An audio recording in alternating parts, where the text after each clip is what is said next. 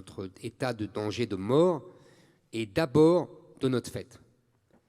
Nos faiblesses ont attiré cette invasion migratoire et cette colonisation islamique. Donc vous avez raison, vous avez cité l'état déplorable de notre école, vous devriez dire le double état déplorable, c'est-à-dire la faiblesse du niveau depuis 30 ans et la propagande qui règne, la propagande anti-française, la propagande LGBT, la propagande indigéniste, etc. Excusez-moi. Donc, vous avez tout à fait raison, il faut refaire des Français. C'est ce que je dis partout où je passe, c'est ce que j'écris dans mon livre « La France n'a pas dit son dernier mot ». Et refaire des Français, ça passe d'abord et avant tout par l'école. Et donc, nous devons absolument restaurer l'école que nous avons connue. Je ne vais pas ici me lancer dans le programme scolaire, mais vous avez tout à fait raison.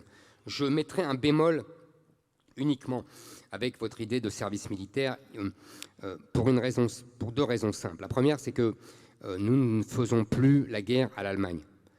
Nos guerres ne sont plus des guerres avec des millions de combattants.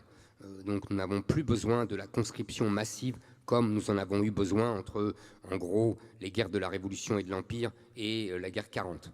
Ce ne sont plus ces guerres-là auxquelles nous faisons face. Et deuxièmement, vous savez, j'ai lu pas mal de choses là-dessus. J'ai en particulier lu un rapport de